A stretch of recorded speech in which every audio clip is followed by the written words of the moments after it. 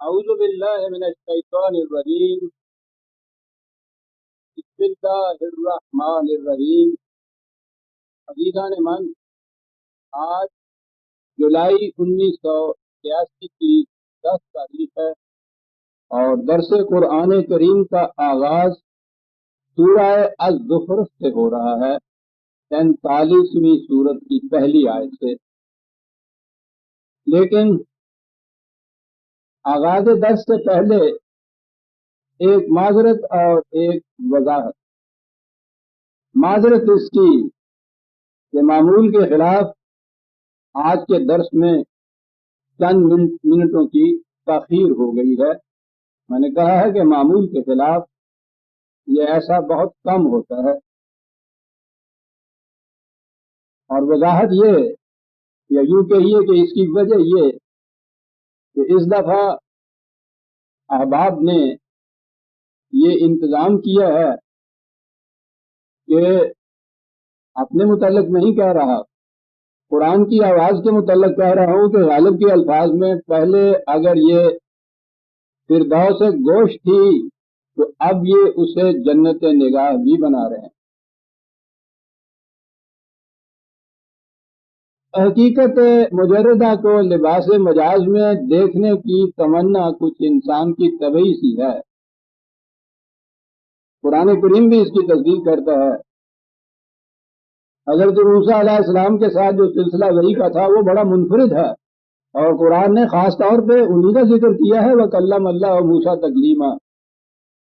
آواز سنائی دے رہی تھی خدا کی وحی کی، تو بڑی منفرد خصوصیت تھی۔ لیکن وہ جو انسان کی طبعی خواہش ہے اس کا وہی اظہار ہوا کہ آواز تو سنائی دیتی ہے، پردہ اٹھا کے سامنے بھی تو آئیے۔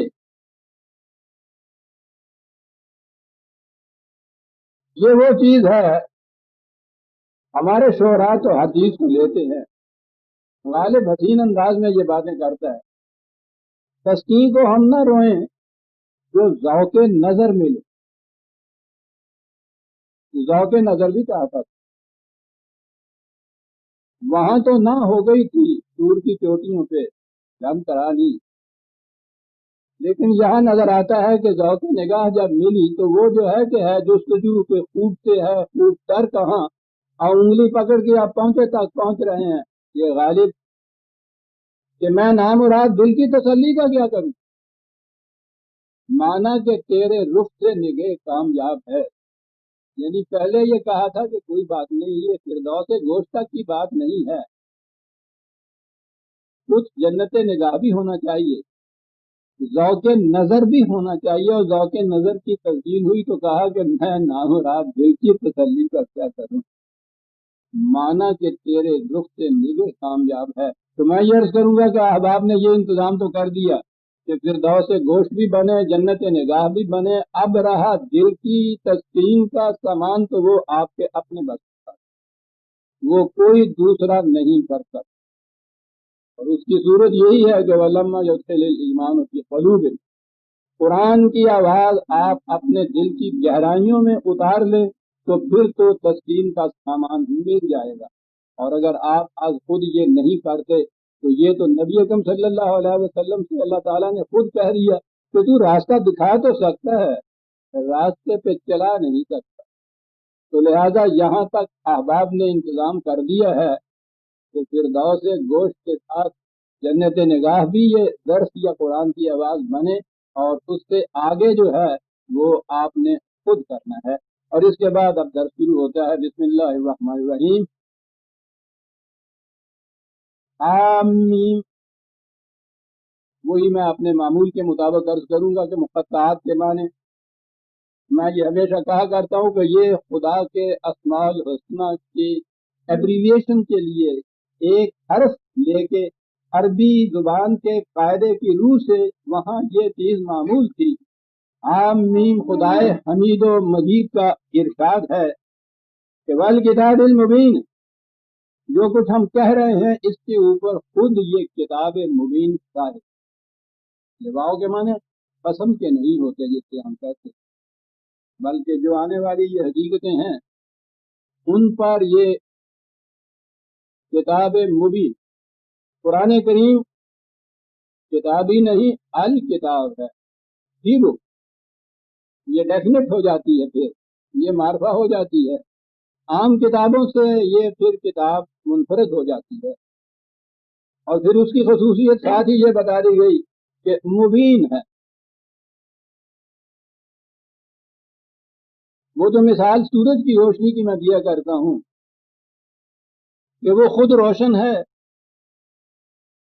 کسی چراغ سے اسے ڈھونڈنے کی ضرورت نہیں، اور وہ ہر شے کو روشن کرتا ہے، اس کا فائدہ یہ ہے۔ مبین اسی کو کہتے ہیں کہ خود واضح ہو اور ہر شے کو وہ واضح کرے، اور اس کے لیے کہا یہ کہ وہ خود واضح ہے۔ تو یہ کتاب ہے، یہ تو حروف اور الفاظ کا مجموعہ ہے، الفاظ کے اعتبار سے، اسلوب بیان کے اعتبار سے بھی یہ کہا کہ انا جعلناہ قرآنا عربیا۔ میں نے عرض کیا تھا کہ قرآن ویسے تو قرآن مجید ہی ہے، اس کے معنی بنیادی طور پر اس کے معنی پروکلمیشن کے ہوتے، اعلان عظیم کے ہوتے، کسی انقلاب کے لیے جو عالمگیر اعلان کیا جائے گا، یہ بنیادی معنی اس کے ہوتے۔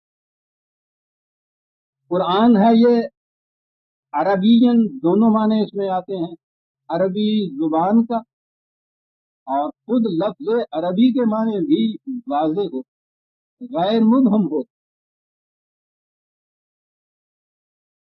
عرب اپنے آپ کو بڑے فخر سے کہا کرتے تھے کہ بولنے والے تو صرف ہم ہیں، باقی ساری دنیا عجم ہے، اس کے معنی گونگی تھی۔ اس میں شبہ نہیں کہ جب ان کی زبان کو دیکھا جائے تو اس کے سامنے تو اپنے آپ کو خود گونگا بنا لینا پڑتا ہے۔ بولنے والی زبان تو یہی تھی، اور پھر جس زبان پر خدا کی نگاہ انتخاب پڑے اس کا جواب کیا ہو سکتا ہے؟ قرآناً عربی ہے۔ اس کے بعد ایک چیز آتی ہے سامنے جو غور طلب ہے، اور وہ ہے لعلکم تعقلون۔ میں نے عرض کیا تھا نا کہ وہ عام تراجم سے تو بات نہیں سمجھ میں آتی۔ لعلکم، یہ لعلکم کے معنی یہ ہے کہ یہ اس لیے ہے، لعلکم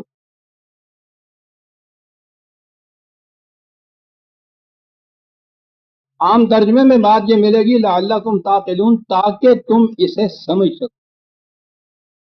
یوں تو بات یہ بھی ہے کہ عقل و فکر سے کام لے کر اسے سمجھ سکو، لیکن یہ بات اتنی نہیں ہے۔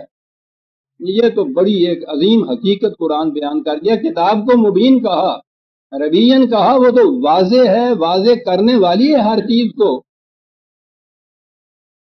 یہ جو چیز ہے کہ یہ قرآن اس قدر واضح قرآن، اتنا حقائق پر مبنی قرآن دیا اس لیے ہے تاکہ تمہاری عقل و فکر کو جلا حاصل ہو سکے۔ قرآن کا مقصد انسانی فکر کو جلا دینا ہے، اس میں پختگی پیدا کرنا ہے، اس میں وسعت پیدا کرنا ہے، اس میں رفت پیدا کرنا ہے۔ تو یہ تو فکر انسانی کو جلا دینے کے لیے ہے، لعلکم تعقلون، تاکہ تمہاری عقل و فکر کو جلا حاصل ہو، اس لیے اسے مبین بھی بنایا، عربین بھی بنایا۔ قرآن تو یہ کہتا ہے، پہلی چیز تو یہ ٹھیک ہے کہ اس کو فکر، عقل، بصیرت اس سے سمجھا جائے گا، لیکن وہ بتا یہ رہا ہے کہ اس کا مقصد یہ بھی ہے کہ خود تمہاری عقل کو جلا حاصل ہو، پختگی حاصل ہو، وسعت حاصل ہو۔ اور جب دین مذہب میں بدلا تو پہلی چیز یہ آئی کہ اس میں عقل و فکر کا کوئی دخل ہی نہیں، سیدھی بات۔ یہ لعلکم تعقلون جو ہے، اب کیا عرض کیا جائے کہ یہ غالباً اللہ تعالیٰ نے فرشتوں سے کہا، یعنی ہم سے اس کا تعلق نہیں ہے، تعقلون کا، عقل و فکر کا تعلق ہم سے نہیں ہے۔ اور اگر کبھی کہا بھی گیا تو کہا یہ جاتا ہے کہ وہ ٹھیک ہے، ایک دور تک جو تھے مسلمان ان کے لیے تو یہ تھا وہ تو سب سے پہلے آپ کے یہاں کوئی مفسر گزرے ہیں، کوئی آپ کے یہاں کے ائمہ گزرے ہیں، انہوں نے اس پہ جو غور و فکر کرنا تھا وہ کر لی. اب اس کے بعد غور و فکر کے دروازے بند ہو گئے، اس سے آگے نہیں آپ بڑھ سکتے. حد آخر ہے وہ تعقلون کی. اب قرآن کریم کا یہ جو سب سے بڑا مقصد بتایا گیا تھا کہ تمہاری عقل کو بھی یہ جلا دے کے آگے بڑھائے گا، وہ آگے بڑھائے گا کہ 1000 سال کے بعد تو عقل منجمد ہو کے آپ کی رہ گئی، اس سے آگے آپ بڑھ ہی نہیں سکتے، سوچ ہی نہیں سکتے، کہہ ہی نہیں سکتے. یوں ہی کوئی بات آپ عقل و فکر کی روح سے قرآن کی کسی حقیقت کو بیان کریں، پہلا اعتراض یہ آتا ہے کہ یہ کہو کہ پہلے بھی کسی نے یہ کہا ہے. وہ جو سن 1958 میں یہاں سیمینار ہوا تھا، ساری دنیا کے مفکر اس میں آئے ہوئے تھے، اس میں میرا بھی ایک مقالہ تھا، ضمناً بات کرتا ہوں کہ پہلے کسی نے کہا تھا. تو میں نے اس میں جو پیش کی بات، تو حالانکہ یہ عرب اور مصر کے وہ بڑے بڑے، لیکن عرب ہو یا عجم ہو، تیرا لا الہ الا حرف غریب جب تک تیرا دل نہ گے گواہی، وہاں پتہ چلا ہمیں. عرب اور مصر اور شام اور عراق کے بڑے بڑے جید علماء، مفکر تو میں نہیں کہوں گا، علماء کرام جہاں تھے، کیفیت کیا تھی وہاں کی، ہمارے گاؤں کے پکی روٹی والے کے دونوں میں فرق ہی کوئی نہیں تھا، وہ بھی تبری تھی، یہ بھی تبری تھا. تو وہاں یہ چیز جو میں نے پیش کی معاشی نظام کی تھی، تو پہلا اعتراض یہ ہوا، وہ مصر کے تھے ابو زہرا. ادھر ویسٹ کے مغرب کے بھی، اب انہیں میں مفکر کہوں گا، یہ لوگ بھی آئے ہوئے تھے، ہپی کی بلند پایا اس قسم کے لوگ جو تھے، میں ان میں بیٹھا تھا. تو میں نے جو کہا تو وہ وہاں سے آواز اٹھی،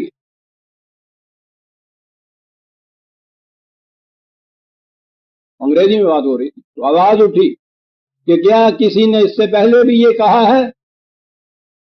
تو میں نے کہا کہ ناٹ مائی فالٹ، اگر پہلے کسی نے نہیں کہا تو یہ میری غلطی تو نہیں ہے کہ انہوں نے کیوں نہیں کہا. وہ مغرب کے مفکر اس میں اپریشیٹ کر سکے، ان کی پیشانیوں کے اوپر تو جفر کے نقشے بنے ہیں اور انہوں نے اس کے اوپر تاریخ دی. بات ہی یہ ہے کہ میں اس جرم کی پاداش میں مارا جاؤں کہ اس سے پہلے کسی نے یہ کیوں نہیں بیان کیا، یہ میری غلطی ہے انہوں نے یہ بیان نہیں کیا، تم یہ کہو کہ یہ غلط ہے. اس طرح سے بات بھی ہوئی. جب فکر کو کسی ایک مقام پہ منجمد کر دیا جائے تو بعد میں جو بھی کچھ کوئی کہے فکری طور پہ، پہلے پوچھا جائے گا کہ کیا پہلے بھی کسی نے ایسا کہا ہے. معنی فکر وہیں تک رہنی چاہیے، اسے آگے نہیں بڑھنی چاہیے. لعلکم تعقلون، یہ وہاں ہی تک تھا. آگے اب قرآن جو ہے صرف ثواب حاصل کرنے کے لیے. تو میں نے عرض کیا ہے کہ لعلکم تعقلون ایک بڑی عظیم حقیقت، تاکہ تمہاری عقل و فکر جو ہے وہ آگے بڑھے، اس کو جلا ملے، تم عقل سے کام لینا سیکھو. یوں کہیے تعقلون ہی اگر لینا ہے تو قرآن تو عقل و فکر سے کام لینا سکھاتا ہے. وَإِنَّهُ فِي أُمِّ الْكِتَابِ لَدَيْنَا لَعَلِيٌّ حَكِيمٌ. یہ قرآن کسی انسانی فکر کی تخلیق تو ہے نہیں، علم خداوندی ہے جو نازل ہوا ہے نبی اکرم صلی اللہ علیہ وسلم کے اوپر. علم کا سرچشمہ انسان کا کلام ہو تو اس کا اپنا ذہن، اس کی فکر، اس کی بصیرت ہوتی ہے، وہ ٹھیک ہے. علم کے معنی ہوتا ہے اصل، سرچشمہ، منبع. کہا یہ جو ہم قوانین دے رہے ہیں وہ فطرت کے ہوں یا انسانی زندگی کے متعلق قرآن کے اندر ہوں، ان کی اصل، ان کا سرچشمہ، ان کا سورس وہ ہم ہیں. یہ جو ہے نا کہ ہمارے پاس ایک آل کتاب اس میں ہے، یعنی یہ خود خدا ہے. یہ کے معنی سرچشمہ، علم خداوندی کہیے، عالم امر کہیے، کہ ان قوانین کا سرچشمہ ہم ہیں. لدینا بڑی چیز کہہ دی. جب یہ لدینا کہہ دیا اس کا سرچشمہ، تو انسانی فکر اس میں سے کٹ آف ہو. خود رسول کی فکر کو بھی اس میں کوئی دخل نہیں، لدینا ہے. یہ لدینا سے بات میں سے بات نکلتی چلی جاتی ہے. میں عرض کر دوں وہی کا سلسلہ ختم ہو گیا. خدا کی طرف سے براہ راست جو علم ملنا تھا وہ نبی اکرم صلی اللہ علیہ وسلم پر حرف آخر ہو گیا، پھر ختم نبوت ہو گئی، معاملہ ختم ہو گیا، قرآن محفوظ ہو گیا، مکمل ہو گیا. لیکن یہی تھا کیسے یہ بس کرتے. اس کے بعد ہمارے ہاں تصوف آیا. ان کا دعویٰ یہ ہوا کہ ہاں صاحب ہمیں بھی علم حاصل ہوتا ہے خدا سے براہ راست. کہا یہ کیا علم ہے؟ شاید آپ نے یہ سنا ہو. کہا یہ علم لدنی ہے. یا اللہ، یہ لدنی کی زبان کا لفظ ہے اور یہ اس طرح ہے تصوف کی کہ ہم سے پوچھئے جو علم لدنی کے برسوں حاصل ہے. علم لدنی ہے جی بھئی. یہ کیا ہے؟ وہ جو خدا نے کہا تھا نا لدینا، ہمارے پاس ہے اس کا سبجیکٹ. یہ لدینا سے لدنی بنا. تو یہ وہ علم ہے جس کے متعلق خدا نے کہا تھا لدینا ہمارے ہی پاس ہے، یا خدا کے پاس ہے یا اس کے پاس ہمارے پاس ہے. یہ علم لدنی ہے تو سبق کا. لدینا علی حکیم علی کہہ کے بتا دیا تو اتنی بلندیوں کی اوپر ہے تمہارا ہاتھ نہیں وہاں پہنچ سکتا. فکر انسانی کی دسترس سے ماورا غالب ہارے کے اوپر. لیکن یہ غلبہ اور ماورائیت جو ہے یہ نہیں کہ تمہارے ساتھ اس کا تعلق ہی کچھ نہ رہے. حکیم بھی ہے، حکمت پر مبنی ہے یہ سارے کا ساتھ. کہاں اس قرآن کی، اس کے اصولوں کی، اس کے قوانین کی یہ لوگ مخالفت کرتے ہیں، بڑی شدید مخالفت کی. عام انسانی تاریخ کا کوئی بانی ہوتا تو یقیناً ان مخالفتوں کے، ان مشقتوں کے بعد حوصلہ ہار دیتا، دل برداشتہ ہو جاتا، چھوڑ دیتا اس کو. لیکن کہا کہ تم یہ سمجھے بیٹھے ہو کہ تمہاری مخالفت کی وجہ سے ہم اس سلسلے کو بند کر دیں گے. افنضرب عنکم الذکر صفحا ان کنتم قوما مسرفین. تم اگر یہ سرکشی برتو گے اس کے خلاف تو کیا تم سمجھتے ہو کہ ہم تمہیں ویسے پھر چھوڑ دیں گے؟ ہم یہ قوانین بھیجیں گے نہیں، ہم یہ کہیں گے کہ چلو دفع کرو. بڑی گال ہے. کہا یہ نہیں، یہ خدائے حکیم کی طرف سے ہے، تمہیں اس کے مخاطب نہیں ہو. یہ نوع انسانی کے لیے ہے، قیامت تک کے لیے ہے. اس لیے اگر تم سرکشی برتو گے، اعراض برتو گے، اس طرف نہیں آؤ گے تو یہ بات نہیں ہے کہ پھر سامعین اٹھ کے چلے جائیں گے تو مقرر خود بیٹھ جائے گا. اس کے سامعین مخاطب تم ہی نہیں ہو. نوع انسانی ہے قیامت تک کے لیے کہ انسان جو ہیں وہ اس کے مخاطب، یہ ان کے لیے ہے. تم نہ سنو تمہارا ہی نقصان ہے. وما تأتيهم من نبی الا كانوا به يستهزئون. اور یہ کوئی نئی بات نہیں ہے، شروع سے ہی ایسا ہوتا چلا آ رہا ہے. ہر نبی، ہر رسول جو آیا وہ مفاد پرست گروہوں کے خلاف تھا، سرمایہ پرست گروہوں کے خلاف تھا، ملوکیت کے خلاف تھا، شخصیتوں کے خلاف تھا. اس لیے اس کی مخالفت ہر دور میں ہوئی اور ہونی چاہیے تھی. اور مخالفت میں پھر کیفیت یہ کہ دلائل و براہین سے مخالفت نہیں، کمینگی کی سطح پر اتر آتا ہے انسان جب اس کے پاس دلیل نہ ہو. تو دو ہی باتیں ہوتی، اگر اس کے بعد پھر قوت ہے تو پھر وہ وحشت انگیز استبداد پر اتر آتا ہے، اور اگر قوت نہیں ہے تو پھر وہ کمینگی پہ اتر آتا ہے، منہ چڑھاتا ہے، گالیاں دیتا ہے. استہزاء قرآن نے اس کو کہا. ان کی کیفیت یہ تھی کہ دلیل ان کے پاس نہیں. قرآن جب دعوت پیش کرتا ہے رسول تو مخاطبین سے کہتا ہے کہ ہاتھو برہانکم ان کنتم صادقین. اپنے دعوے میں سچے ہو تو دلیل پیش کرو. وہ دلیل ان کے پاس ہوتی نہیں. قرآن نے خود کہا ہے کہ ان کے پاس کوئی دلیل نہیں ہو سکتی، تو وہ استہزاء پر اتر آتے تھے. اور یہ مرحلہ بڑا ہی صبر طلب ہوتا ہے. پتھر کو برداشت کر لیتا ہے انسان، استہزاء کو بڑی مشکل ہوتی ہے برداشت کرنا، اس لیے کہ اس کے جواب میں اینٹ کا جواب تو پتھر سے دیا جا سکتا ہے، گالی کا جواب تو گالی سے نہیں دیا جا سکتا۔ جس پس سطح کے اوپر وہ اترتے ہیں اس تک یہ اتر نہیں سکتا، تو اب اس کا جواب کس طرح سے دے؟ یہ برداشت کرنا پڑتا ہے۔ یہی مقامات ہے جہاں نبی اکرم صلی اللہ علیہ وسلم سے کہا گیا کہ وَاصْبِرْ، جو کوئی یہ کہتے ہیں استقامت سے اپنے مقام پہ جمے رہو، ان کی پرواہ نہ کرو، یہ ہوا میں اڑ جائے گی باتیں، یہ باتیں مؤثر اس صورت میں ہوتی ہیں کہ تم ان کا اثر لیتے ہو۔ پھر حقیقت ان کے اندر کوئی ایسی طاقت نہیں ہوتی جو تمہیں تکلیف پہنچائیں، تم ان کا اثر لیتے ہو تو تکلیف پہنچاتی ہیں۔ تم کہو گے میں نے سنا ہی نہیں، ہوا میں اڑ رہی ہیں چیزیں، معاملہ ختم ہو گیا۔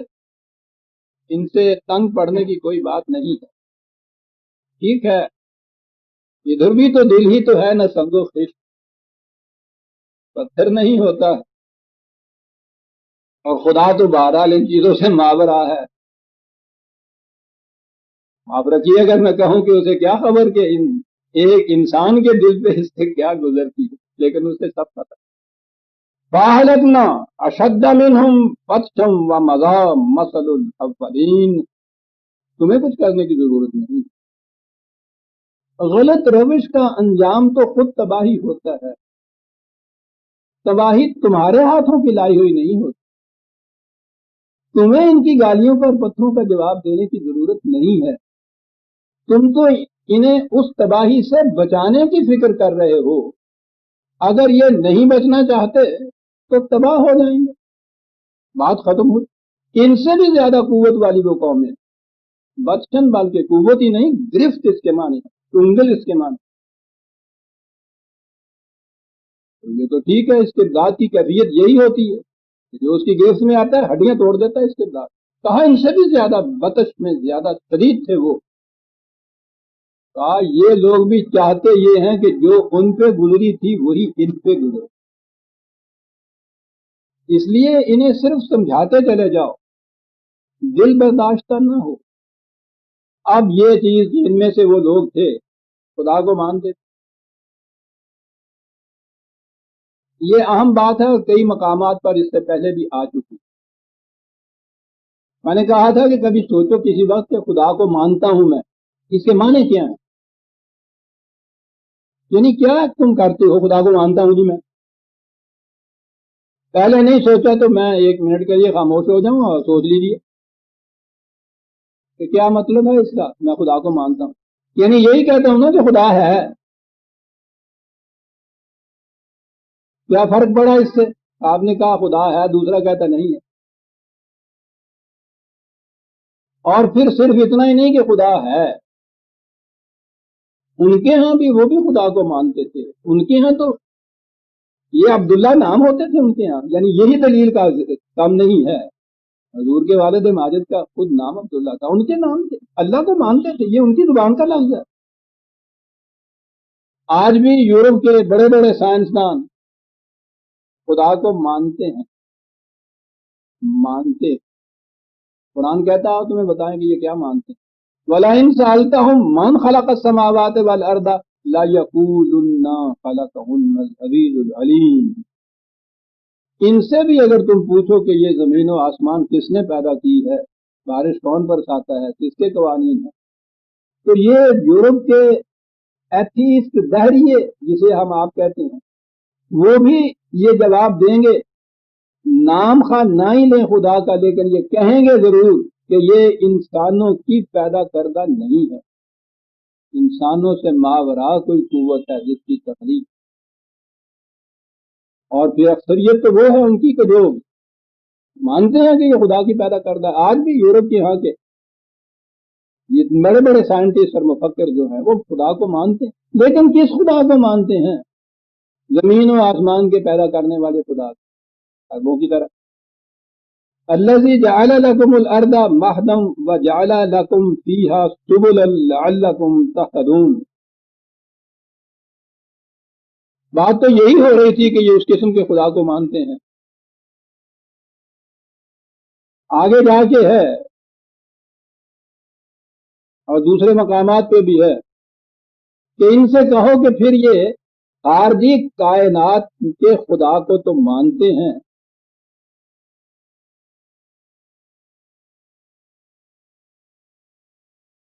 لیکن انسانوں کی اپنی دنیا کے اندر اس کا کوئی عمل دخل نہیں مانتے.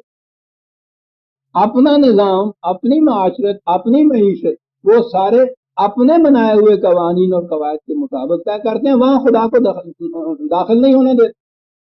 یہ جو نظام ہے، یہ جو طریق ہے کہ خارجی کائنات کے خدا کو ماننا، انسانی دنیا کے اندر اس کا دخل نہ سمجھنا، اس کو کہتے ہیں سیکولرزم.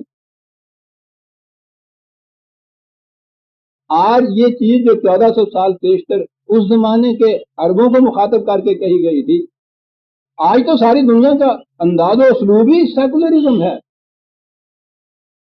عزیزان من، مغرب کے دہریوں کا ہی نہیں، خود مسلمانوں کے مملکتوں کے اندر بھی یہی نظام. وہ خدا کا ماننا بھی زیادہ سے زیادہ پوجا پاٹ، پرستش، ورشپ تک رہ گیا ہوا ہے. کوئی مملکت بھی آج مسلمانوں کی ایسی نہیں ہے جو خدا نے یہ کہا تھا کہ وَمَن لَّمْ يَحْكُم بِمَا أَنزَلَ اللَّهُ فَأُولَٰئِكَ هُمُ الْكَافِرُونَ. جو خدا کی کتاب کے مطابق حکومت قائم نہیں کرتے ان کو کافر کہا جاتا ہے. آج دنیا میں کوئی اسلامی مملکت بھی ایسی نہیں ہے جہاں خدا کی کتاب کے مطابق حکومت قائم ہو. تو یہی تو سیکولرزم ہے. کہا کہ وہ خدا جس نے زمین کو پیدا کیا، یہاں لفظ ایک آ گیا ہے. بات تو میں نے عرض کیا کہ صرف یہی دلیل خدا دے رہا ہے کہ یہ اس خارجی کائنات کے خالق خدا کو تو مانتے ہیں، اپنی دنیا کے اندر خدا کا کوئی عمل دخل نہیں مانتے. لیکن یہاں آیا ہے جعل لکم الارض مہدن، اس نے زمین پیدا کی. اب ایک لفظ ہے یہاں مہد، بنیادی طور پہ تو اس کے معنی ہوتے ہیں کوئی ہموار نرم چیز، قابل رہائش. لیکن مہدن گہوارے کو کہتے ہیں، پنگورے کو کہتے ہیں. حرکت والی چیز جو ہوتی ہے یہ وہ چیز ہے.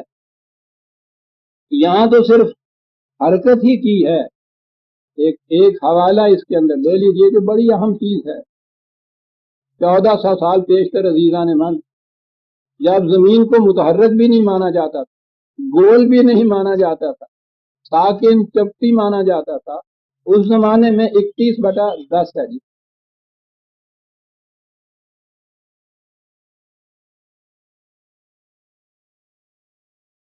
خلق السماوات بغیر عمد ترونها والقى في الارض رواسي ان تمید بكم. یہ لفظ ہے وہاں ان تمید بكم، زمین کو بنایا. یہ تمیدہ بكم کے معنی ہوتے ہیں عربی زبان میں کوئی چیز جو کسی کو اپنے اوپر لے کے گھوم رہی ہو.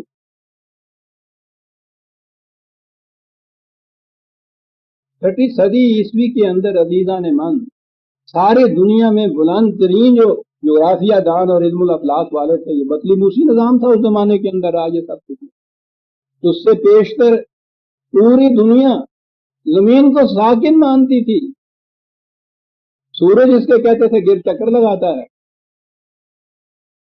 قرآن اس زمانے میں یہ کہتا ہے کہ زمین کو ایسا بنایا جو تمہیں اپنے اوپر لیے ہوئے محو گردش. یہی کوئی کم اعجاز نہیں ہے. کوئی اتنی تیزی سے گھومنے والی چیز جو ہے اس کے اوپر کو بیٹھ کے دیکھے وہ جاتا ہے. انتمیدہ دیکھو. اور مہد میں اس طرف بھی اشارہ ہے، جھولنے والی ایک چیز، حرکت والی چیز تمہیں اپنے اوپر لیے ہوئے اس تیزی سے محو گردش ہے. یہ ہے جو زمین ہم نے بنائی. وَجَعَلَ لَكُمْ فِيهَا سُبُلًا لَعَلَّكُمْ تَهْتَدُونَ، اور اس میں پھر راستے ہیں تمہارے لیے تاکہ جہاں تم پہنچنا چاہتے ہو وہاں پہنچ جاؤ. وَالَّذِي نَزَّلَ مِنَ السَّمَاءِ مَاءً بِقَدَرٍ،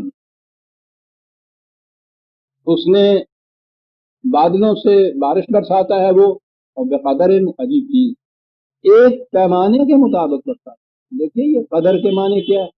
تقدیر جہاں سے نکلا، تقدیر میں تو پیمانے اور قانون کا سوال ہی نہیں ہوتا، لکھی ہوئی ہوتی ہے.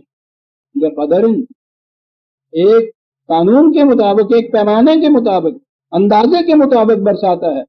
عزیزان من جس قدر بخارات سمندر سے اٹھتے ہیں، جتنا پانی وہ لیے ہوئے ہوتے ہیں، بادلوں کی شکل میں ہمارے سر پہ ہوتے ہیں، اگر یہ بے قدر نہ برسے اور ایک ہی دفعہ برس جائے نیچے، کوئی ذی حیات دنیا میں صفحہ عرض کے اوپر زندہ نہ رہے. یہ ذرا سے سیلاب کسی ذرا بڑھ کر آ جاتے ہیں، طوفان مچ جاتا ہے.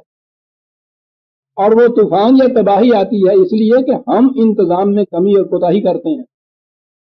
اگر دریاؤں کے وہ پانی ساحلوں کے اندر رہیں، یہ ہمارا انتظام ہے، ہمیں ایسا کرنا چاہیے، ہم کوتاہی کرتے ہیں. لیکن اگر وہ سارے کا سارا پانی اوپر سے ایک ہی دفعہ برس جائے، اور پھر بارش کے اندر یہ بھی آپ دیکھتے ہیں قطرے قطرے ہو کے برستا ہے. کبھی کبھی ایسا ہوتا ہے چھاجوں برستا ہے جسے کہتے ہیں زور کی بارش، کتنے مکان گرتے ہیں اس میں. اور یہ بھی ابھی بے قدرن ہوتا ہے جو زور کی بارش، پورے کا پورا اوپر سے بادل یک لخت اگر سارا کا سارا ایک ہی وقت پر نیچے آ جائے، اس قدر تباہی مچ جائے. بے قدرن ان شرن بہی بلدتن میتن، اور اس سے پھر زمین مردہ جو ہے اس کو ہم زندہ کرتے ہیں. تو بات تو ہو رہی تھی باہر کی دنیا، خارجی کائنات کی، اس نظام کی. لیکن قرآن یہ کوئی جغرافیے کی یا علموں کے افلاک کی کتاب تو نہیں ہے، وہ تو یہ باتیں بیان کرتا ہے، درمیان میں ہی وہ نگاہ کا رخ یوں موڑ دیتا ہے. کذالک تخرجون، جس طرح سے زمین مردہ ہماری رحمت کے ایک چھینٹے سے دوبارہ زندہ ہو جاتی ہے، ہم اسی طرح سے اقوام مردہ کو بھی اسی طرح سے ہم جو ہمارے قانون کی پابندی کرتی ہے حیات نو عطا کر دیا کرتے ہیں، اور پھر انسان مرنے کے بعد بھی اسی طرح سے زندہ ہو سکتا ہے. دیکھا یہ بات ہو رہی تھی آسمان کی، بارش کی، زمین کی، اور درمیان میں نگاہ کے رخ کو یوں پھیر دیا. تو یہ مقصد ہے جس کے لیے ہم یہ باتیں بیان کرتے ہیں. والذی خلق الازواج کلھا وجعل لکم من الفلک والانعام ما ترکبون. یہ قسم قسم کی چیزیں اس کائنات میں ہم نے پیدا کی. اب ان کو تو کوئی گنا ہی نہیں سکتا، شمار ہی نہیں کر سکتا کہ انواع و اقسام ہیں کس قدر اس کائنات کے اندر، شمار میں نہیں لاتا. یہ ہم نے پیدا کی. پھر کشتیاں تمہارے لیے بنا دی، مویشی بنا دیے. یہ بات تو شاید آپ نے دیکھ لیا ہوگا غالباً اسی ماہ کے طلوع اسلام میں جو میرا مضمون شائع ہوا ہے تقدیر کی گرہیں، اس میں ایک بڑا اہم نقطہ ہے کہ خدا جن چیزوں کو اپنی طرف منسوب کرتا ہے یہ ضروری نہیں کہ وہ براہ راست خود بناتا ہے. اس کے قانون کے مطابق جہاں جو چیز کی جاتی ہے انسانوں کے ہاتھوں سے بھی وہ اگر بنائی جاتی ہے اسے وہ اپنی طرف منسوب کر لیتا ہے. میں نے اس میں بہت سی مثالیں دی ہے. یہ ایک مثال جو میرے سامنے آ گئی، جعل لکم من الفلک والانعام ما ترکبون. مویشی ہم نے بنائے، یہ تو ٹھیک ہوا، انسانوں کے بنائے ہوئے نہیں ہیں. جعل کا لفظ ان کے لیے آیا، لیکن کشتی کے لیے بھی یہی لفظ ہے جعل لکم. ہم نے بنائی کشتی تمہارے لیے. تو خدا تو کشتی نہیں بناتا. وہ تو جو اولی کشتی بھی بننی تھی حضرت نوح علیہ السلام کے ہاتھوں خدا کے حکم کے مطابق، اس کے متعلق بھی یہ حضرت نوح سے کہا کہ ہم جو تمہیں ہدایت دیتے ہیں، ترکیب بتاتے ہیں، اس کے مطابق تم کشتی بناؤ. تو جعل لکم من الفلک، یہ نہیں کہ خدا نے کشتی بنائی تمہارے لیے. ایک قانون ہے اور وہ بڑا اہم قانون ہے. اس زمانے میں کشتیوں کے متعلق تو شاید یہ بات سمجھ میں نہ آتی ہو، آج جہازوں کے متعلق تو سمجھ میں آ جاتی. ہزاروں لاکھوں ٹن کے وزن کا بوجھ اٹھانے والا لوہے کا جہاز، سمندر میں ایک سوئی پھینکیے تو وہ نیچے تک چلی جاتی. اتنا بڑا وزنی جہاز لوہے کا، پھر اس میں اتنا زیادہ وزن لادا ہوا، وہ تیرتا جاتا ہے اسی پانی میں جس میں سوئی ڈوب جاتی ہے. یہ کیا ہے؟ اس نے ایک قانون بنا دیا ہے اس قانون کے مطابق اگر آپ یہ جہاز بناتے ہیں وہ تیرتا ہے، اس سے آگے وہ کپتان جہاز کا ایک بوری بھی نہیں رکھنے دیتا. وہ کہتے ہیں جی جو اس کی کیپیسٹی قانون کے مطابق مقرر ہوئی ہے، قانون کسی گورنمنٹ کا نہیں، قانون خداوندی، اتنے وزن کا، اتنی کیپیسٹی کا، اتنا بڑا سائز کا. تو میں تفصیل میں نہیں جانا چاہتا، وہ ایک قانون ہے کہ پانی کو جو ریپلیس کرتی ہے چیز، وہ قانون اٹل ہے خدا کا، اس کے مطابق بنا لیجئے. لاکھوں ٹن کا جہاز ہو، اس قانون کے مطابق ہے تو تیرے گا. اس کی ذرا بھی خلاف ورزی کرے گا، جتنے انسان ساتھ بیٹھے ہیں ان کو بھی لے کے ڈوب جائے گا. قانون کی خلاف یہ ہے جعل لکم، ہمارے قوانین کے مطابق پھر تم کشتیاں بناتے ہو، مویشی بھی ہیں ان پہ سواری بھی کرتے ہو. کہا یہاں آ کے فرق پڑتا ہے مومن و کافر. سواری دونوں ہی کرتے ہیں، جہاز دونوں ہی کے پاس ہوتے ہیں، وہ اسے اپنی کاریگری کا نتیجہ سمجھتے. خدا کا ماننے والا ایسے مقام پہ کہتا ہے وَتَقُولُوا سُبْحَانَ الَّذِي سَخَّرَ لَنَا هَٰذَا وَمَا كُنَّا لَهُ مُقْرِنِينَ. وہاں کہتا ہے کہ یہ جو اس طرح سے ہمارے زیر تسخیر کی آ گئی ہیں، یہ خواہ وہ کشتیاں ہوں اور خواہ یہ مویشی ہوں جن پہ ہم سواری کرتے ہیں، بوجھ لاتے ہیں، یہ جو انہیں ہمارے تابع تسخیر بنا دیا ہے، یہ ہمارے بس کی بات نہیں تھی، ہم نے نہیں ایسا کیا، اس نے ایسا کر دیا ہمارے لیے، اس لیے یہ اس کے زیر بار احسان، تم نے ہمارے لیے یہ کر دیا. بس یہ فرق ہے. وہ یورپ کا خدا کو ماننے والا وہ کہتا ہے قانون فطرت کی روح سے یہ ایسا ہو رہا ہے. ٹھیک ہے، یہ ایک قدم آگے جاتا ہے، وہ کہتا ہے کہ فطرت کا قانون بھی تو اسی کے پیدا کرتا ہے نا. یہ براہ راست وہاں اس سلسلے کو منسلک کر دیتا ہے کہ تیری ذات بہت بلند ہے، اس میں کوئی نقص نہیں ہے، تم نے ایسی چیزیں ہمارے لیے پیدا کی. اور یہاں وَإِنَّا إِلَىٰ رَبِّنَا لَمُنْقَلِبُونَ، یہ ہے فرق دونوں کے اندر. مسخر دونوں ہی کرتے ہیں اس کو.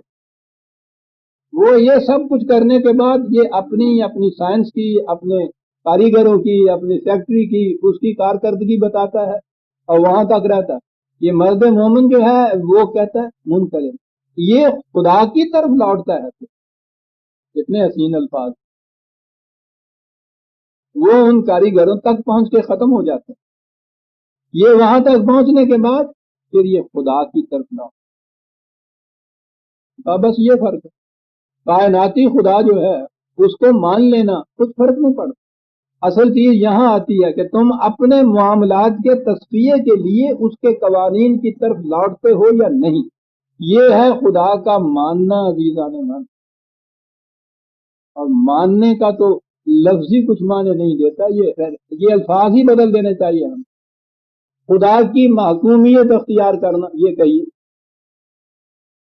اور پھر ان سے پوچھئے کتنے رہ جاتے ہیں ماننے والے. وہ مان لینا تو وہ جس کو کہیے وہ کہتا میں خدا کو مانتا ہوں.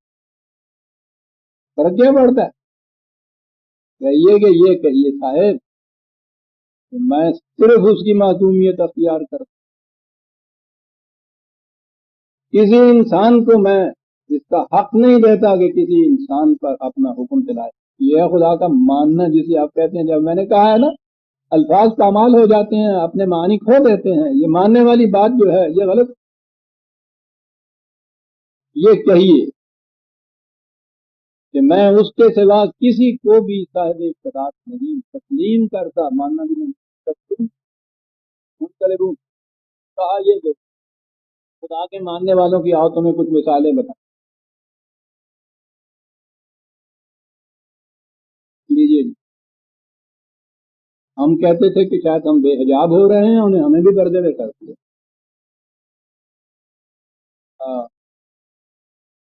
بیرونی حضرات کے لیے معذل خواہ ہوں، یہاں کچھ تھوڑی سی تبدیلی کر رہے ہیں. یہ اس کی وجہ سے میرے تسلسل میں کچھ تھوڑا سا انقطاع آ گیا ہے.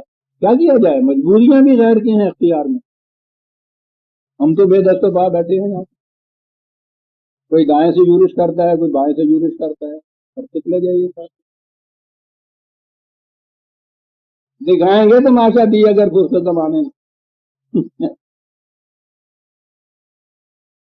کیا بات، دکھائیں گے تماشا دی اگر فرصت زمانے میں، میرا ہر داغ دل ایک تخم ہے سروے چراغاں کا.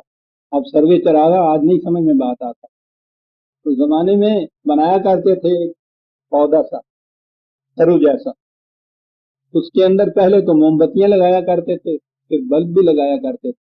تو جو یہ چراغاں کرتے ہیں، روشنی کرتے ہیں، تو اس زمانے میں اس سے روشنی کرتے تھے. ہم نے اپنے بچپن میں بھی وہ کوئی دیکھا ہے، محفلوں میں وہ چیزیں آتی تھی، موم بتیاں اس میں لگاتے تھے، تو سروے چراغاں اس کو کہا کرتے تھے.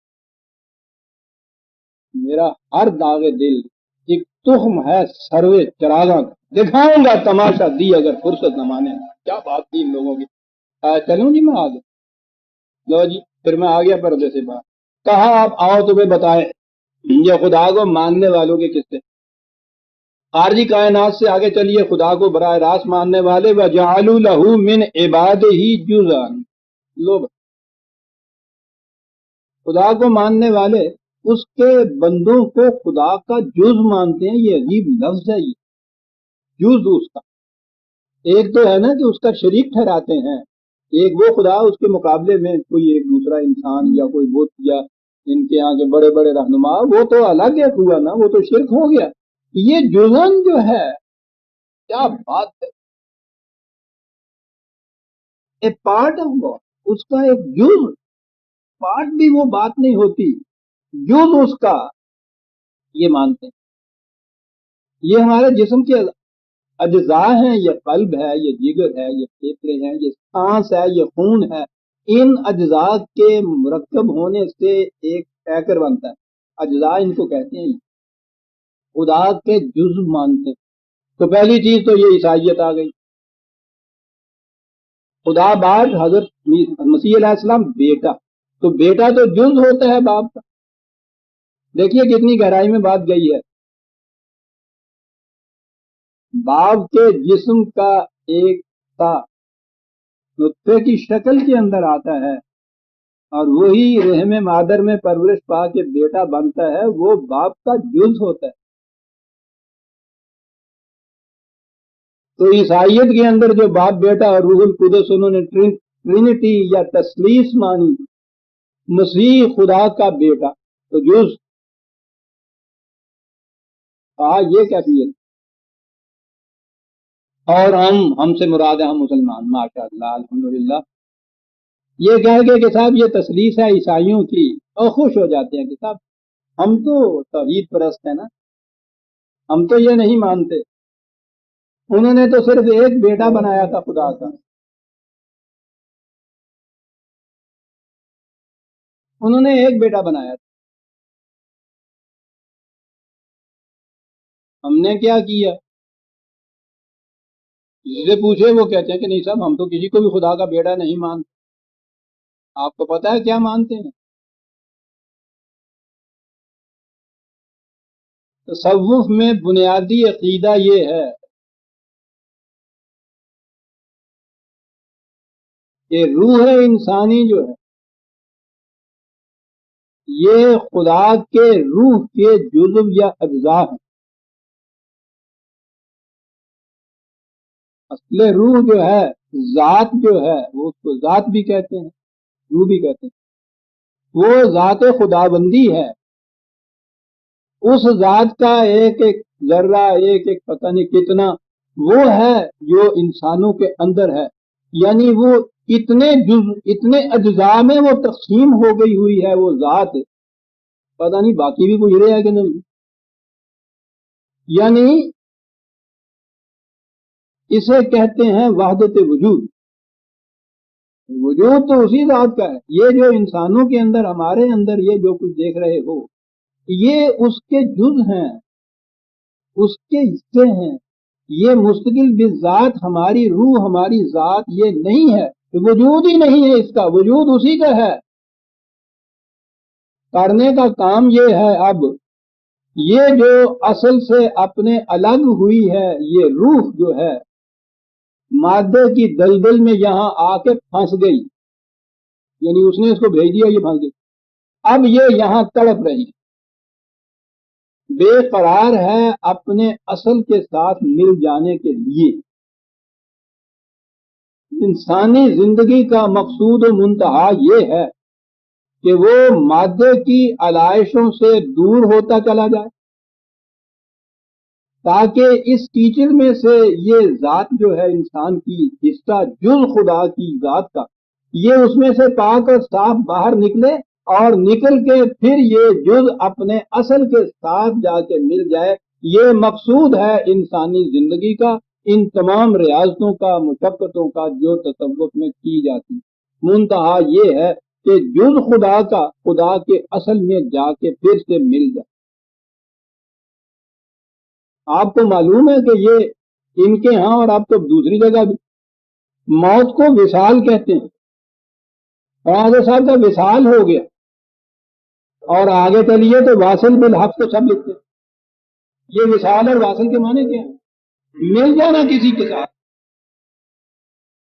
کسی اصل کے اندر جا کے مل جانا. یعنی ہم سب کہتے ہیں واصل بالحق ہو گیا، کبھی کھڑے ہو کے سوچتے ہی نہیں کہ ہم کیا کہہ رہے ہیں.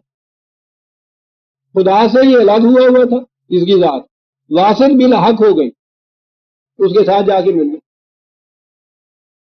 یہ ختم ہو گیا، فانی باللہ، یہ فنا ہو گیا، باقی باللہ اس میں جا کے مل گیا، بقا ہو گئی. عشرت خطرہ ہے دریا میں فنا ہو جانا، اپنے اصل کے ساتھ جا کے یہ مل گئی. یہ ہے آپ کے ہاں کا عقیدہ، طریقت کا، تصوف کا، جو شریعت کا مغز کہلاتا ہے. مقرب کہلاتے ہیں یہ لوگ بارگاہ خداوندی.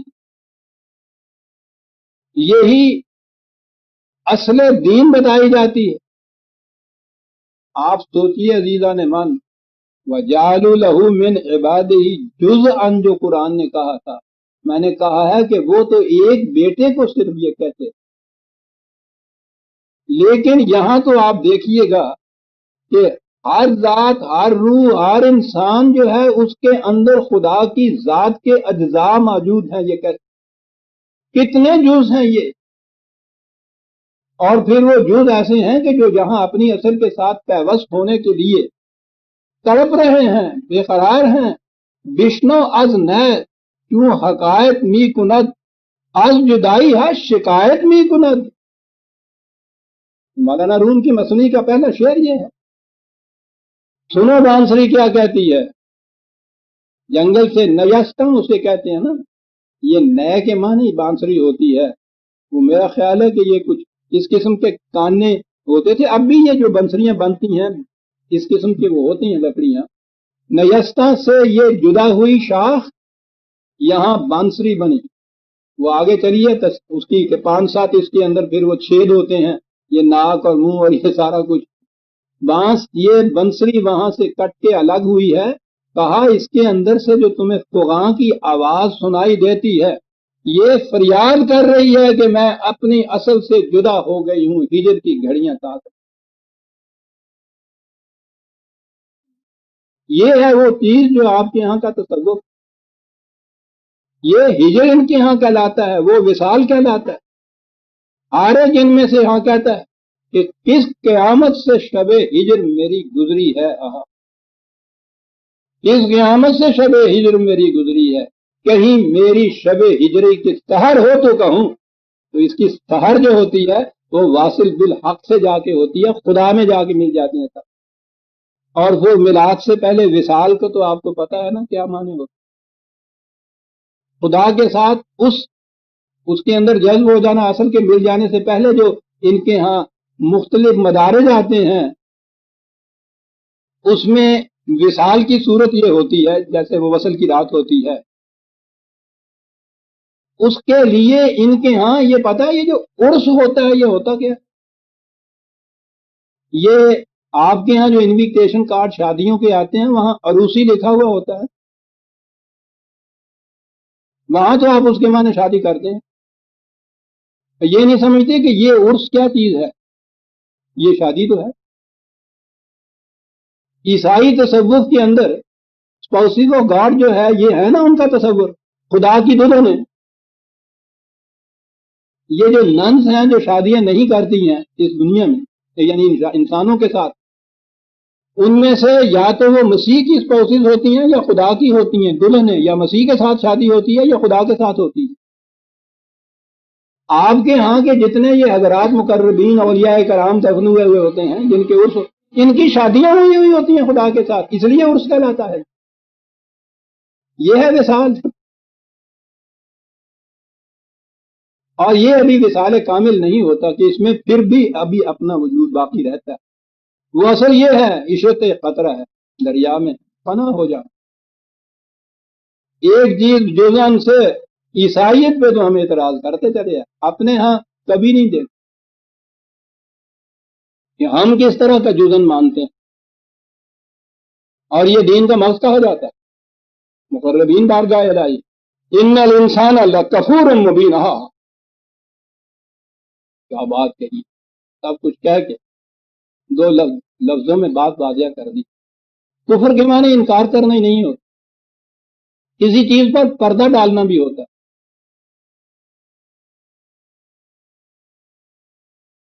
کہا یہ لوگ دیکھیے کتنے دیدہ دلیر ہیں کہ اتنی واضح کتاب کے واضح حقائق کے اوپر کس طرح سے پردے ڈالتے ہیں. یہ پھر اور آگے چلیے ان کی اب جہالت کی باتیں آئیں. ان میں سے بہت سے ایسے ہیں جو دیوی دیوتا مانتے ہیں، اور دیویاں جو ہیں عام طور پر عربوں کے ہاں اور قوموں میں بھی یہ بات تھی، فرشتوں کو خدا کی بیٹیاں مانا جاتا اور ان کی پرستش ہوتی. ہندوؤں کے ہاں بھی جنہیں دیویاں کہا جاتا ہے کچھ ایسا ہی تصور ہے ان کے. آپ دیکھیے قرآن کس طرح سے جتنے اہل مذاہب ہیں ان کے باطل تصورات کو کیسے کاٹتا جاتا ہے. جہاں صرف جہالت کی بنا کے اوپر کچھ کیا جاتا ہے ان کو بھی وہ لیتا ہے ساتھ، کہتا ہے ان کو دیکھ لو خدا کی بیٹیاں بناتے ہیں. اور اپنی کیفیت یہ ہے کہ وہ آیت آگے جو اکثر میں پیش کیا کرتا ہوں، لڑکیوں کے متعلق عربوں کے ہاں کا تصور جو تھا، جس طرح ہمارے ہاں لڑکی پیدا ہونے سے صفے ماتم بچ جاتی ہے، پہلی کو تو خیر برداشت کر ہی لیا جاتا ہے بعض اوقات دو تک بھی، لیکن اس کے بعد تو آگے تیسری آئے تو وہ اس بیچاری پہ غش پڑنے لگ سکتی ہے جس کے ہاں وہ بیٹی پیدا ہوتی ہے گھر میں صفے ماتم بچ جاتا ہے. کاش کی تو پہلے یہ بات ہوتی ہے کہ بڑی منحوس ہے سب کے جو سوچو تو صحیح. یہ کیفیت عربوں کے ہاں تھی. کہا کیفیت یہ ہے کہ یہ کہتے ہیں خدا کی بیٹیاں، کیسا عمدہ اس کی تردید میں اس استدلال کتنا خوبصورت ہے جسے کہتے ہیں لائٹلی ایک چیز. وَإِذَا بُشِّرَ أَحَدُهُم بِمَا ضَرَبَ لِلرَّحْمَنِ مَثَلًا ظَلَّ وَجْهُهُ مُسْوَدًّا وَهُوَ كَظِيمٌ. خدا کے ہاں تو کہتے ہیں بیٹیاں اس نے بنائی ہوئی. اپنی کیفیت یہ ہے کہ ایک بیٹی کی پیدائش کی خبر سنا دیجیے منہ کالا ہو جاتا ہے ان کا، غصے کے مارے تڑپ رہا ہوتا. تو اتنا بھی نہیں خیال کرتے کہ جس ایک بیٹی کے آنے سے ہماری کیفیت یہ ہوتی ہے، اس قسم کی چیزیں ہم خدا کی طرف ہزاروں کروڑوں کی طرف منسوخ کرتے جاتے ہیں. کرم تم کو مگر نہیں آتی کہ منسوخ بھی کرو تو چلو عیسائیت نے بیٹا منسوخ کیا تھا اور بیٹے کو تو خدا نے کاٹ کے رکھ دیا ایک لفظوں میں. ان سے کہو کہ خدا کا بیٹا ہے، یہاں کہا اس کی بیوی کہاں ہے کہ بیوی کے بغیر تو بیٹا ہو نہیں سکتا. یہ بیٹیاں بنانے والوں کے متعلق کہا کہ بیٹیوں کے متعلق اپنی تو یہ کیفیت کہ ایک بیٹی آئے تو غم و غصے کے مارے منہ چھپاتا پھرتا ہے. دوسری جگہ یہ بھی چہرہ سیاہ پڑ جاتا ہے، سوچتا ہے کہ اسے زندہ رکھوں یا ابھی دبا دوں گڑھے کھود کے، اور وہ دبا دیا کرتے تھے گڑھے کھود. اب یہاں آگے وہ آیت آتی ہے جس کی تشریح کے لیے مجھے ذرا اور جانا پڑے. کہتا بیٹیاں یا لڑکیاں، لیکن میں پہلے ذرا اس کے پس منظر میں چلا جاؤں جہاں سے بات صاف ہو جائے. آپ نے یہ سنا ہوگا عام، اور اب کے جو قوانین آپ کے یہاں بن رہے ہیں اس میں تو یہ خاص طور پہ یہ چیزیں مذکور ہیں کہ شہادت کے لیے ایک مرد یا دو عورتیں. تو وہ جو عورتوں کو ناقص العقل پست درجے کی مرد کے مقابلے میں، اس کے لیے ایک دلیل یہ دی جاتی ہے کہ قرآن نے شہادت کے لیے، گواہی کے لیے ایک مرد اور اگر دو مرد، اور اگر دو مرد نہ ہوں تو ایک مرد اور اس کے ساتھ ایک عورت نہیں بلکہ دو عورت، تو ہو گیا نا کہ کم از کم دو عورتیں اکٹھی کی جائیں تو ایک مرد کے برابر ہوتی ہے. یہ جو چیز ہے کہ وہ عورت جو ہے مرد سے آدھی ہوتی ہے، میں نے کہا تھا نا کہ اب جو قانون بن رہے ہیں، یہ جو خون بہا یا دیت کیا جاتا ہے نا، قتل کیا جائے تو اس کی قیمت دی جاتی ہے، اس کی زندگی کی، اس کی جان کی، اسے خون بہا کہتے ہیں، اس کے خون کی قیمت. قانون میں یہ جو قانون بن رہا ہے اس کے اندر یہ چیز ہے کہ اگر مرد قتل ہو جائے تو جتنا اس کا خون بہا مقرر کیا جائے نا، اس کی جگہ اگر عورت قتل ہو جائے تو اس سے آدھا خون بہا اس کا ہوگا.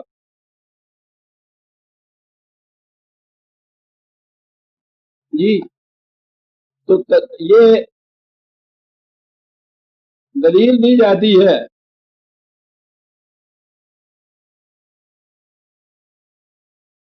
دو عورت، قرآن نے جو کہا ہے نا یدلو بہی کثیرا و یہدی بہی کثیرا، اسی قرآن سے پھر دلیل لائی جاتی ہے. تو یہ کہاں ہے؟ یہ سورہ بقرہ کی آیت ہے 282، 2/282. بات آ رہی ہے کہ اگر کہیں لین دین کا کوئی معاملہ ہو اور وہ تحریر میں لایا جائے، اس تحریر کے اوپر اگر شہادت کی ضرورت پڑے، ضرورت نہیں پڑے بلکہ شہادت ضروری ہے، تو اس میں دو مرد بقول گواہ کے لیے جائیں، اور اگر دو مرد نہ ہوں فَإِن لَمْ يَكُونَا رَجُلَيْنِ فَرَجُلٌ وَامْرَأَتَانِ مِمَّنْ تَرْضَوْنَ مِنَ الشُّهَدَاءِ، تو دو عورتیں. یہاں سے تو بات ہوگی کہ دیکھو سب کہا ہے. اب سنیے قرآن کیا کہتا ہے. أَن تَزِلَّ إِحْدَاهُمَا فَتُذَكِّرَ إِحْدَاهُمَا الْأُخْرَى. یہ نہیں کہا ہے کہ وہ ایک ان میں سے عورت گواہی دے، یا وہ گواہی پوری ہو جائے تو پھر دوسری عورت سے بھی گواہی لو، پھر تو وہ دو ہو گئی نا. قرآن کہتا ہے یہ اس لیے ہم کہتے ہیں کہ وہ عورت جو گواہی دینے کے لیے کھڑی ہوئی ہے، کہیں اگر کنفیوز ہو جائے، یہ ہے لفظ اصل دلوں کا، کنفیوز ہو جائے، گھبرا جائے، تو اس کے ساتھ اس کی کوئی سہیلی، اس کی جاننے والی، اس کی عزیز جس پہ اس کو بھروسہ ہے، اس کو کٹہرے میں کھڑا کر دو کہ ایسے وقت میں وہ اس کو تسلی دے کہ گھبراؤ نہیں. یوں ہے بات، یہ کہو. کوئی اس دوسرے کی شہادت نہیں ہے. یہ نہیں کہ ایک کی شہادت پوری ہو جائے پھر دوسری کی گواہی لو، بالکل نہیں. اگر یہ کبھی کہیں کسی جگہ کنفیوز ہو جائے، گھبرا جائے، تو اس کے ساتھ دوسری اس کی کوئی سہیلی، کوئی عزیز ہو جو اسے کہے کہ گھبرانے کی بات نہیں ہے، لو پانی کا گھونٹ پیو، تو بات تو یہ ہے جو کچھ کہہ رہی تھی تم، تو اس کو تسلی ہو جائے گی. قرآن اتنی بات کہتا ہے، دوسری کی شہادت کا ذکر ہی نہیں کرتا. اب سوال یہ ہے کہ اتنی ضرورت بھی کیوں پیش آ رہی ہے؟ بات وہ کر رہا ہے وہاں سے ابتدا اس معاشرے سے. میں وہ بات اسی آیت پہ آ جاؤں گا. اس معاشرے کو چھوڑ دیجیے. ہمارے اس معاشرے میں 20ویں صدی کے اندر جو حلا یا کوئی گاؤں کی عورتیں نہیں، آپ کے یہاں کے شہروں کی عورتیں، پڑھے لکھے ہوئے گھروں کی عورتیں، جن کو پہلے کبھی اتفاق نہ ہوا ہو کسی کچہری میں جانے کا، کسی تھانے میں جانے کا، سمجھدار اچھی بھلی فہمیدہ عورت کو بھی، پڑھی لکھی کو بھی پہلی دفعہ لے جائیے کہیں تھانے میں، یا کوर्ٹ میں، دیکھیے اس کی گھبراہٹ کی کیفیت کیا ہوتی. اچھے بھلے مرد پہلی دفعہ اگر کورٹ میں جاتے ہیں جو پیشہ ور نہیں ہوتے ان معاملات کے اندر، وہ گھبرا جاتے ہیں وہاں جانے. اور پھر وہاں جب وکیل اور یہ اور وہ سارے کے سارے دوسری پارٹی اس مرغے میں گھری ہوئی، ایک عورت ایک لڑکی پہلی دفعہ یہ اس کے ساتھ ہوا، اس کا گھبرا جانا ہے مطابق فطرت. قرآن نے اس چیز کو سامنے رکھا اور یہ بات کہی کہ اس کا حل یہ ہے کہ وہ تنہا جا رہی ہے نا، تنہا نہ جانے دو اس کو، اس کے ساتھ اس کی کوئی اور ایسی سہیلی جس پہ اس کو اعتماد ہے اس کو ساتھ کر دو اس کے، وہ وہاں جا کے ساتھ رہے. صرف اگر یہ چیز انت ذلہ احداہما فتذکر، یہ ہے اس کا مقصد. اگر وہ کہیں گھبرا جائے اور کہیں اس سے وہ کنفیوز ہو جائے کسی معاملے میں کسی بات کہنے میں، تو وہ اس کو یاد دلا دے کہ بات یوں تھی. یہ ہے جو قرآن نے کہا. اب میں نے کہا ہے کہ وہ اس زمانے کے عرب کی حالت تو ایک طرف رہی، آج بھی ہمارے ہاں پہلی دفعہ کسی عورت کو کورٹ میں جانے کا یا تھانے میں جانے کا اتفاق ہو تو دیکھو کیا اثر ہوتا ہے. قرآن کہتا ہے کہ ہم نے یہ کیوں کہا ہے کہ ایسا کرو. کہا عورتیں یہ ہیں جن کی تم نے یہ حالت بنا رکھی ہے کہ اب آئے گی وہ آئے 43/18 درس کی آیت، جہاں میں نے تھوڑی سی بات سمجھ میں آ جائے گی کہ وہ کیوں کہا ہے اس نے کہ ایک ساتھ اور کر دیا کر. کہا تم نے ان کی حالت یہ بنا رکھی ہے، آیا میں ینشأ فی الحلیۃ وہو فی الخصام غیر مبین. ان کو تم نے اندر تاڑ کر، جسے کہتے ہیں بند کر کے کوٹھیوں کے اندر، اور پھر ان کو کیفیت ان کی کیا زیورات پہنانے والی بنا دیا. سارے ان کی زندگی کا منشا خواہشات جو ہے وہ کوئی زیور بنانے، میں مرغی بنائی، میں کانٹے بنوائے، میں بند بنوائے تھے. کہنے لگے ساری عمر کی یہ کہ زیوروں میں تم اس کو رکھ کے پالتے ہو. اور کیفیت یہ ہوتی ہے کہ کچہری میں جا کے مقدمہ تو ایک طرف رہا، گھر میں بھی اگر کہیں جھگڑا ہو جاتا کسی معاملے کے اندر تو یہ اپنی بات کو، اپنی سرگزاشت کو واضح طور پہ بیان نہیں کر سکتی. گھر میں جھگڑا ہو جاتا ہے تو اس میں کنفیوز ہو جاتی ہے اپنے گھر کے اندر. تم نے اس کی تربیت ایسی کر رکھی ہے اور اس کو الجھا دیا ہے یہ جھنجھنے دے کے کہ زیورات ہی ہیں عورت کے لیے. ذرا سے وہ کسی معاملے کے اندر ناراضگی یا اختلاف یا کچھ ہوا تو وہ شام کو کانٹے بنوا کے لے آتا ہے، معاملہ حل ہو گیا، یہ بھی خوش ہو جاتی.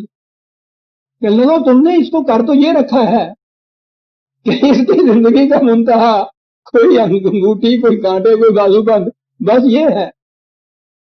اور تو اور اقبال جیسا مفکر بھی اس مقام پہ آ کے کھڑا ہو جاتا. وہ کہتا میں بھی نہیں یہ سمجھ سکا کہ عورت اپنی قدر آپ کچھ کرتی ہے یا گلو بند ہوتا ہے اس کی قدر جو ہوتی ہے. قرآن کہتا ہے میں جو نشہ فی الحلیۃ، تم نے اس کو ایسا بنا رکھا ہے کہ زندگی کا مقصد ہی اس کا کچھ زیورات رہ گیا ہے. وہو فی الخصام، خصام غیر مبین. گھر میں اپنا جھگڑا ہوتا ہے کبھی تو اس میں بھی اپنا بات، اپنی کیفیت، اپنا جواب، اپنا ایکسپلینیشن، اپنی مدافعت واضح طور پہ نہیں کر سکتا. اور روز ہمارے ہاں یہ ہوتا ہے، بات ہی نہیں کرنے آتی اس کو بیچاری کو سامنے. کہنے لگے کہ اس قسم کی جو عورت کی کیفیت تم نے بنا رکھی ہے، اس کو جو تم کورٹ میں لے جاؤ کیا حالت ہوگی وہاں؟ ہر سچا مقدمہ یہ جھوٹا ثابت ہو جائے گا. تو اس قسم کی گواہ کے لیے کم از کم اتنا تو کرو کہ جس کے ساتھ اس کو بھروسہ ہے ساتھ کھڑی کر دو، اس کو حوصلہ رہے کہ کوئی بات نہیں، کھا نہیں جا سکتی، اور وہ کہے کے لیے کھڑی کر دو کہ اگر کہیں کنفیوز ہو جائے تو وہ اس کو بتا دے بات کیا ہے. مجھے یہ تفصیل سے اس لیے بیان کرنا پڑا کہ اب جو آپ کے ہاں قانون بن رہے ہیں، قانون شہادت، ان کے اندر بھی یہ چیز ہے، دو عورتوں کی گواہی ایک مرد کے مقابلے میں. یہ نہیں کہ وہ دوسری اس مقصد کے لیے کھڑی ہو، دونوں مستقل طور پہ گواہ. اور قتل کے مقدمے میں تو عورتیں 10 ہوں، ان کی بھی شہادت قبول نہیں، یہ قانون بن رہا، شہادت ہی قبول نہیں. اور اگر یہ اس قسم کے وہ دیوانی کے یہ جو میں نے ابھی آیت پڑھی ہے، اور اس میں بھی وہ بات جو ہے وہ کچھ گواہی میں سمجھتا ہوں کہ کورٹ والی بات نہیں، دستاویز کی بات ہے، لین دین کا معاملہ ہے، صرف فوجداری قصہ کوئی نہیں ہے. اب بعض جو قانون نئے بن رہے ہیں فقہ کے آپ کے یہاں نئے نہیں بن رہے، وہی پرانے قانون ہیں. پرانی شراب نئی بوتلوں کے اندر آ رہی ہے، اس میں بعض ایسی مقدمات ہیں جس میں عورت کی گواہی قابل قبول نہیں سرے سے، اور بعض ایسے ہیں جہاں ایک کی جگہ دو عورتیں شہادت میں، اور کہا جاتا ہے قرآن نے ایسا کہا ہے، اور عورت کو کہہ دیا جاتا ہے تمہاری قیمت تو خدا نے یہ مقرر کی، اگر ہم نے تمہاری خون بہا کی قیمت آدھی رکھی ہے مرد سے تو ہم نے کون سا تم سے ظلم کیا؟ خدا دو عورتوں کو ایک مرد کے برابر قرار دیتا ہے. یہ ہے وہ آیت. اب سوال یہ ہے کہ یہ حالت جو قرآن نے کہی ہے کہ تم نے ایسا ان کو بنا رکھا ہے، کہا کہ کیا یہ چیز عورت کی فطرت ایسی ہے کہ وہ ایسی ہی ہے، واضح نہیں ہے، بات صاف نہیں کر سکتی، کم عقل ہے، مرد سے آدھے درجے پہ ہے؟ کیا یہ عورت خلقی طور پہ ہی ایسی ہے، پیدائشن ایسی ہے، کریٹ ہی ایسے کی گئی ہے؟ ہاں، کہا کہ یہ تو تمہاری تربیت ہے جس نے اس کو ایسا بنا. اور تربیت تو پہلے دن سے شروع ہوتی آیا نہیں، سب کے جانیے پر آدھے سامنے بول نہیں ہے بھائی. پہلے دن سے یہ آواز آتی، ہر گھر سے یہ آواز آتی. انفیریورٹی کمپلیکس پہلے دن سے اس کے اندر داخل کر دیا جاتا ہے. ہم مارتا ہی برا مارتا ہی ہوں، تو نہ آ چکی ہے نہیں، سچے جانیے تم نے مار کھانی، تم نے جواب نہیں دینا. پہلے دن سے یہ کمپلیکس سائیکولوجیکل اس کے اندر داخل کیا جاتا ہے، ہر معاملے میں اس کو نیچے رکھا جاتا ہے. پھر کہا جاتا ہے کہ عورت کی فطرت ہی ایسی ہے. فطرت کوئی شے نہیں عزیزہ نے مان، اپنے ہاتھ سے تم اپنی فطرت خود بناتے. کہا تمہیں بنائیں بتائیں ہم کہ جب قرآنی معاشرہ قائم ہوگا جس کو اس نے جنت سے تعبیر کیا ہے، تو کہا کہ انہی عورتوں کی تربیت کس طرح سے کی جائے گی اور ان میں کس قسم کا انقلاب آئے گا. 56 56ویں آیت سورت، آیت یہ ہے، آیت جی 34 35ویں آیت. ہاں ہاں، کہا اس کے اندر پہلی چیز تو یہ کہی، عورت نہیں کہا.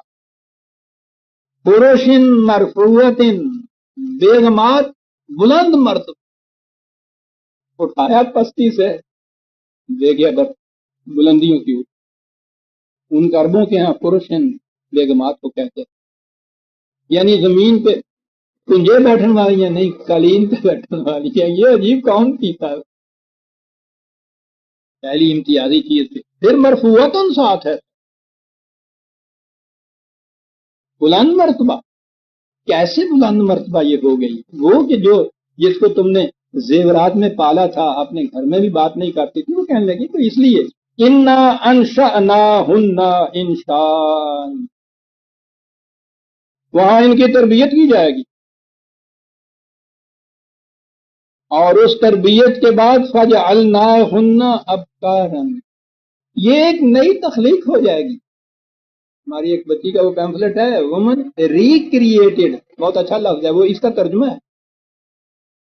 اس کو اس تربیت کے ذریعے سے اس کا ایسی اس کی ریکریشن ہوگی، دوبارہ اس کی تخلیق ہوگی، اس قسم کی یہ بن جائے گی کہ کچھ اور کی اور ہی ہو جائے گی. بس یوں کہیے، اس کا ترجمہ یہ ہو جاتا ہے کہ یہ جو اس وقت ہے اس سے یہ کچھ اور کی اور ہو جائے گی.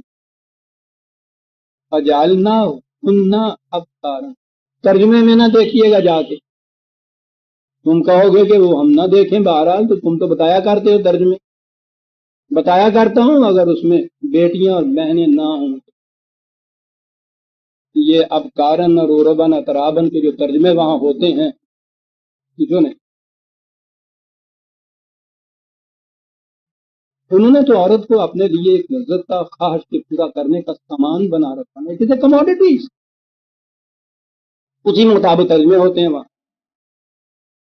انشاء انشان فجعلناہن ابکارا، ایک نشت ثانیہ ان کی ریکریشن ان کی تربیت سے ہم کریں گے، کچھ کی کچھ بن جائے گی. اور پہلی چیز اس میں یہ ہوگی عربن، ایسی فصیح البیان جیسی تم اپنے آپ کو کہا کرتے ہو، ایسی بنے گی یہ. بات وہ تھی نا کہ فصیم اپنے اپنے جھگڑے میں بھی غیر مبین ہے، یہ بات صاف نہیں کر سکتی، تمہاری آج کی عورت یہ ہے، اس نے کہا۔ اور اس معاشرے کے اندر جو تربیت ہوگی، پہلی چیز عروان برابر لا کے کھڑا کر دیا، جو اپنے آپ کو سب سے فصیح البیان کہا کرتے تھے، کہا یہ ہوگی۔ اب یہاں بات ہو کہ آج اگر عورتوں کے اندر کچھ ایسی ہیں جن کو بولنا زیادہ آتا ہے، وہ اپنی دوسری ہم جنس عورتوں کے لیے ایک مصیبت بن جاتی، وہ عذاب ہو جاتی، رقابت، حسد آپس میں ایک دوسرے سے، اس کی وجہ سے جو بھی زیادہ وہ اس کے اندر بولنے لگ جائے، چڑھ دوڑتی ہے دوسروں کے اوپر۔ قربان کہا کہ اس قدر فصیح البیان بھی، اور آپس میں اترابن، آپس میں ایسے ہوں گی گویا ایک ہی گوندی ہوئی مٹی کی سب بنی ہوئی ہیں۔ عزیزان من، اس سے جامع مثال تشبیہ ذہن میں نہیں آ سکتی۔ ایک ہی مٹی گوندی ہوئی رکھی ہوئی تھی، اس میں ہی ہم نے یہ بہن عائشہ بنا دی، اس میں یہ بیٹی زینب بنا دی، یہ عائشہ اور زینب کے نام تم نے رکھ دیے ہیں، ہم نے تو ایک ہی مٹی کی یہ سب بنائی ہوئی ہیں۔ وہ ایسی ہوں گی جیسے ایک مٹی کی بنی ہوئی، اور یہ اگر روبن ہو جائے ساری کی ساری، جی یہ آدم کے بیٹوں کو چھٹی کا دودھ یاد آ جائے گا، جو کچھ انہوں نے کیا ہے ان کے ساتھ۔ عروبن اتراون، یہ بن جائے گی، تو پھر یہ ضرورت ہوگی کہ یہ وہ اس بہن کے ساتھ جا کے کھڑی ہو اور وہاں جا کے یہ بتائے کہ تو گھبراتی کیوں ہے، یہ گھبرانے والی بات تھوڑی ہوگی۔ عزیزان من، بات تو یہ عورتوں کی تھی، جو بات جہاں تک آ گئی، میں اس لیے عرض کر رہا ہوں کہ میرے سامنے ایک چار لفظ ایسے آئے ہیں، حریص میں اب اتنا ہو گیا ہوں، لالچی، جی نہیں چاہتا آگے بڑھنے، جنتی معاشرے کا ذکر ہے ہمارے ہیں، تو یہ ساری باتیں جنت پہ اٹھا رکھتے ہیں نا، کہ وہاں یہاں تو جو حالت ہماری ہو رہی ہے وہ سب ٹھیک ہے، خدا چاہتا یہ ہے کہ ہم جہاں ذلیل و خواری رہیں۔ ذرا ایک نقشہ تھوڑا سا دیکھیے جنتی معاشرے کا، جنتی نظام کا۔ پہلی چیز کیا کروں، کہاں سے شروع کروں؟ جو تصویر کھینچی ہے قرآن نے، فی صدر مخضود و طلح منضود و ظل ممدود، کیا بات ہے، اس کو چھوڑتے جائیے گا۔ ایک چیز ہے وماء مسکوب، اربوں کے ہاں پانی بڑی گراں بہا چیز ہوتی، ملتا ہی نہیں، ملتا تھا تو وہی جوڑوں کا چھپڑا کا پانی جنہوں کہتے رہ گئے، اس قسم کا، وہ بھی غنیمت ہوتا تھا ان کے ہاں۔ کنواں کھودنا تو پوچھو ہی نہیں ان کے ہاں، اس قدر مشقت طلب ہوتا تھا، ریگستان کا کنواں کھودنا تھا، پھر وہ بند ہو جاتا تھا۔ تشبیہ ہے یہ اسلامی معاشرے کے نظام کی۔ مائن مسکوب، وہ صاف اور شفاف اور ٹھنڈا چشموں کا پانی جس کے لیے مشقت کے ساتھ کنواں ہی نہ کھودنا پڑے۔ زندگی کی بنیاد پانی کے اوپر ہے، پانی ملے اربوں کو، صاف شفاف شیریں ٹھنڈا، اور اس کے لیے کنویں کھودنے کی مشقت نہ برداشت کرنی پڑے، بہتا ہوا پانی تمہارے سامنے آ جائے۔ اس معاشرے کے اندر جن چیزوں پہ زندگی کا مدار ہوگا برادران عزیز، بلا جگر پاس مشقتوں کے ہر فرد کو وہ ملے گی۔ وہ چشمہ سلسبیل کہتا ہوا جائے گا، پوچھتا ہوا جائے گا کہ بتاؤ کسی کو ضرورت ہے، لے لو پانی مجھ فاقیہۃ کثیرۃ، کثرت کے ساتھ پھل دے ہوئے، اناج ہی نہیں بلکہ کثرت کے ساتھ پھل۔ میں یہ دو لفظ میرے سامنے جو آئے پھلوں کے متعلق، لا مقطوعۃ ولا ممنوعۃ، واہ لا مقطوعۃ، ایک تو انسانوں کی طرف یہ ہے کہ کوئی ایسا ان پھلوں کے سامنے کوئی شخص ایسا نہیں ہوگا کہ جو دوسرے کے لیے ان کو قطع کر دے، اور دوسری جگہ قرآن نے کہا ہے کہ وہ درخت ایسے ہوں گے کہ جن کے پھل ہر موسم میں پھل دیتے چلے جائیں، یعنی وہ موسم کے لحاظ سے بھی یہ نہیں ہوگا کہ اب اس کا موسم آیا ہے، اب موسم ختم ہو گیا جی، اب مقصوداً درمیان میں انٹرپشن بھی نہیں ہوگی، مسلسل جب تک وہ نظام قائم رہے گا یہ ساری چیزیں مسلسل ملتی رہے گی، مقطوعتاً لا مقطوعتاً اور لا ممنوعتاً، اور کوئی انسان بھی ان کے سامنے رکاوٹ کھڑی نہیں کر سکے گا۔ بدترین اس نے جو انسان گنائے ہیں، ویل للمصلین الذین هم عن صلاتهم ساہون، تباہی ہے ان نمازیوں کے لیے جو اپنی نماز کی اصل اور غائب سے بے خبر رہتے ہیں۔ ہم یراؤن، وہ نماز اسی کو سمجھتے ہیں جو چیز دوسرے لوگ دیکھتے ہیں کہ یہ ہو رہا ہے، یہ نقل و حرکت محسوس۔ وَيَمْنَعُونَ الْمَاعُونَ، اور کیفیت یہ ہے کہ جس رزق کو بہتے پانی کی طرح رہنا چاہیے تھا اس میں بند لگا دیتے ہیں۔ وَيْلٌ لِّلْمُصَلِّينَ، یہاں لا ممنوعتاً کہا قرآن نے کہ وہاں ان کے سامنے کوئی بند نہیں لگائے گا۔ ہاں تو وہ وہاں کہا یہ کہ تم نے عورت کی یہ حالت بنا رکھی ہوئی ہے، اپنے جھگڑے کو بھی بیان نہیں کر سکتی اس قسم کی، تو یہ ٹھیک ہے، لیکن اس نظام میں تو ان کی تربیت پھر ایسی ہوگی، ردن ہوگی، اطرابن ہوگی۔ سورہ الزخرف کی ہم آج آیت 17 تک آئے ہیں، 18 تک آئے ہیں، 19ویں آیت سے ہم آئندہ لیں گے۔ آپ کا شکریہ۔ ربنا تقبل منا انک